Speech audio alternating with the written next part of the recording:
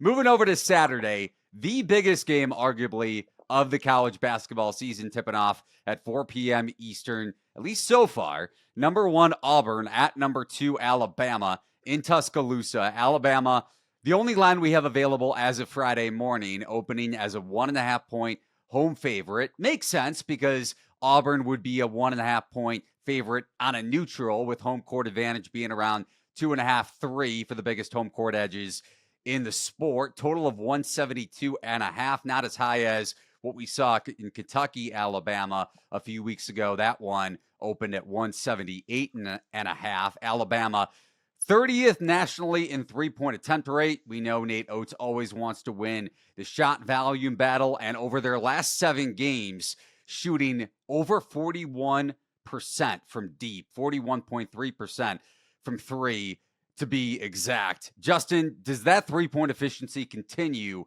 against Auburn? Because to me, that's the key to the game.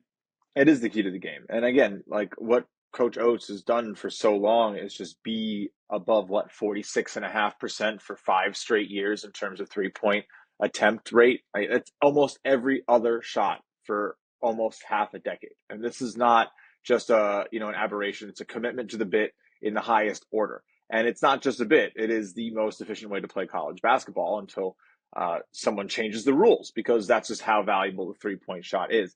Look, the shot quality data showing that Auburn right now has done very well in defending the 3, to the point that they are allowing a rate 5 percentage points lower than what shot quality is expecting so far in SEC play. So if you believe that, maybe that's luck, and you've been watching these Auburn games, they're not closing out too well, then yeah, I think there's a real chance that Alabama can hit all these shots. That's not really a problem I have believing. Auburn currently allowing 29th percentile shot selection allowed, which is 12th best on defense in the SEC. That is just not what you want to be doing when you're about to run into the buzzsaw that is this offense. The thing is, though, is that in terms of the average expected make percent off the dribble on the 3 is right around 33%, and catch and shoot is right around 33% too. But it's not happening. So based on the space that they're giving opponents, you would expect them to be like really good at defending, but it's been a little bit iffy. So I'm a little concerned. I think that they should do okay. My biggest lean in this game, Eli, I tell you right now, is going towards that under. So less points than, like you said. I do think this is, and it's not a model edge for me. It's really just a lot of knowing how these games go. Every time you have games that have this championship air, you do get a little bit of that slowdown. Every basket matters a little bit more. The shot quality data does kind of point to it in a sense of like calling a spade a spade. Both these teams have a shot quality over of a lot higher. So we do kind of look at how the bet results go. So the over-under record, both these teams per shot quality right now is 14-10. SQ expects an 18-6 and a 17-7. So these games expected to be going over again and again. In actuality, it might just be that the defense is better than expected on average, and you might continue to see that defensive number be better than what people think, even amongst this clash of the best offenses, the best offensive player, the best offensive scheme. I think defense could actually win out, and the under is the smartest play here. Yeah, interesting angle there. So we look at Auburn. I mean, their winning streak was snapped right last weekend against Florida, but still one of the most dominant teams in college basketball on the surface. One thing I found interesting, and a couple other notes here for the game, but just tipping it off with defense. And like you mentioned, Auburn's drop coverage, especially with Janai Broome, because Dylan Cardwell can guard 1 through 5. Janai Broome really can't. So he tends to play more drop, and that's where Alabama took advantage in the first meeting last season, especially Mark Sears when he got switched onto Broome. But back to my original point, paper tiger factor on Haslametrics. And I'm not calling Auburn a paper tiger in any sense of the imagination. Yeah. Right. But this metric indicates whether a team performs better than expected against above average competition. I found it interesting. Alabama ranks well above the Division I average, which you would expect when you look at their results this season, riding a 7-game win streak to boot. Auburn slightly below the Division I average. That's telling to me.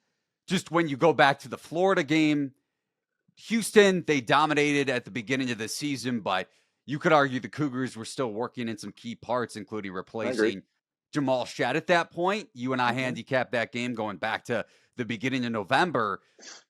I think it's a worthwhile discussion point. I'm not saying Auburn's going to get blitzed tomorrow, but their level of play against upper tier competition in SEC play, going back to the Florida game last week, they were down by double digits for most of that second half, reminded me a bit of the Kentucky game going back to last season when Kentucky went to Auburn and won that game by around a 7 or 9 point margin, just like Florida. And then I brought this up on the show earlier in the week. Auburn's struggles on the defensive glass continue.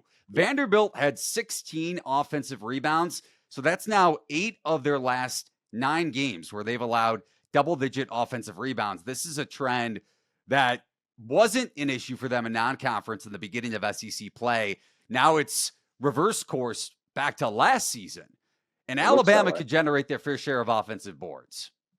They can, and then you're saying that they're struggling against sort of this higher end competition, and I think we see it in the data a little bit in terms of their struggle against isolation plays on defense, right? And so Hmm. when you go up against that high level competition, it's very correlated to having high level talent and players who can, get their own bucket, create their own shot, where, maybe teams don't rely on assist rates as much.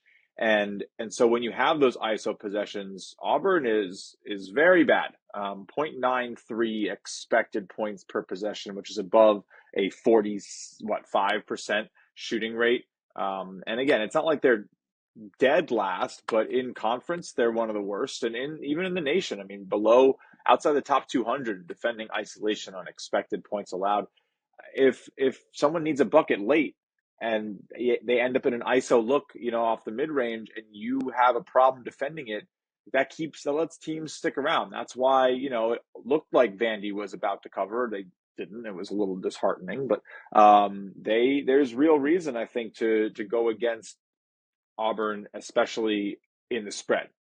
When you get a big one, Alabama's a little different. So maybe tread a little differently here with this being the highest rated game on KenPom for the entire year. I clicked through the entire year. There's only one other game that gets above an 89 thrill score, and I think it's Alabama, Florida coming up in a couple weeks. So this is a 91.9 or something. This game is going to be great. It's a clear your schedule type of game.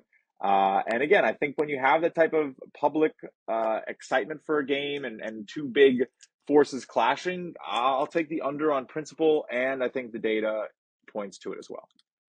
All right, no play for me, but Justin, like he said, an edge intuition wise to the A little bit of under. both. And A little bit of both. I'm yeah, not really. I no. mean, I mostly do spreads. So really, whenever I go into a total, it's a little less certain and a little less verified for me. But I still like to take them every once in a while.